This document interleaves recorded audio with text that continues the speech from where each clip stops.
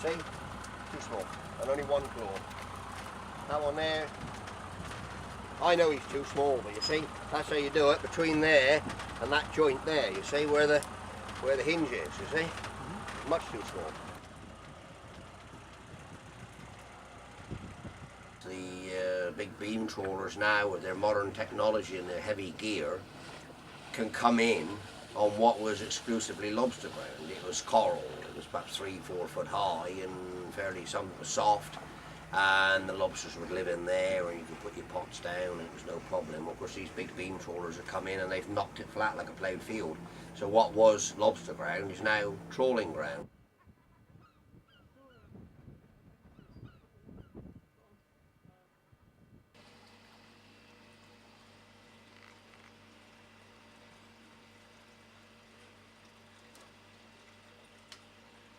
We receive buried female lobsters from the fishermen and also from some of the shellfish wholesalers in the region.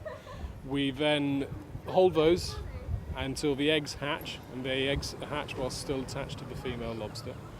And we raise them through their larval phase, all 4 stages, and then we raise them to the maximum size we can within the facility as juveniles, and then we release them back into the wild.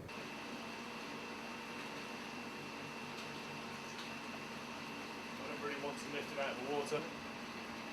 These eggs are fully eyed up now.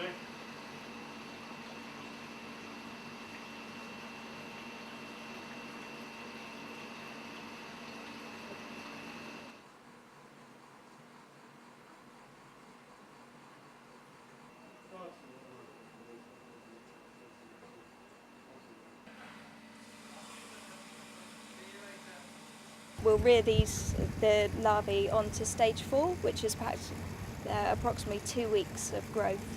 And when they reach stage 4, they look like little miniature adults. We'll then separate them into individual Orkney pots, which are little white pots, just to prevent cannibalism really, and we'll grow them on from there. And we'll grow them on to about 3 months old, and 3 months onward we'll start releasing them back into the wild.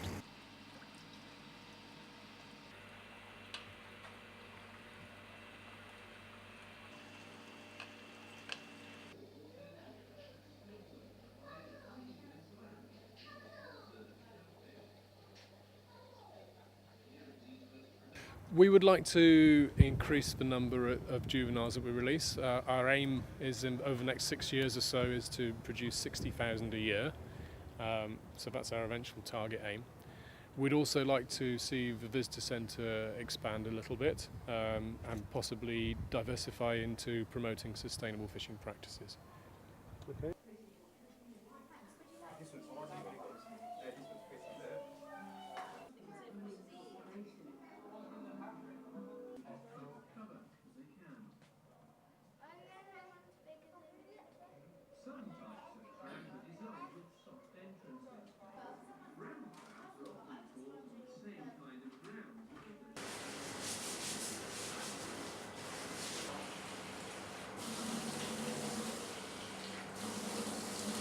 I think it's made people more aware, well certainly I try and make people more aware of not buying lobsters that are buried, because obviously if you're killing the hens that have got eggs on them, then you're killing your future stock.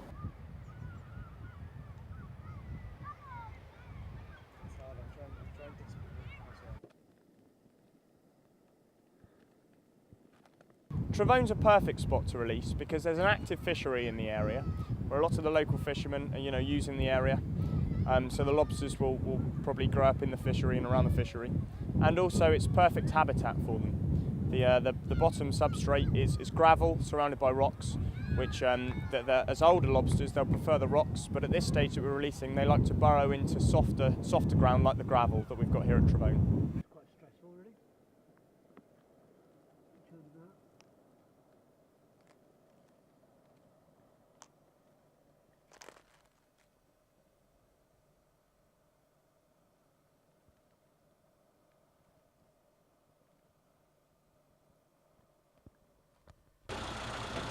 Fantastic.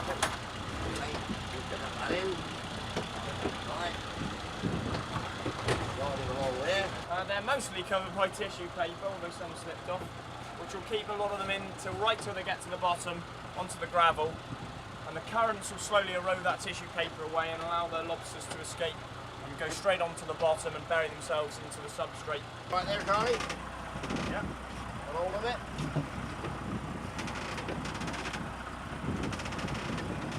I know that before more or less before I start.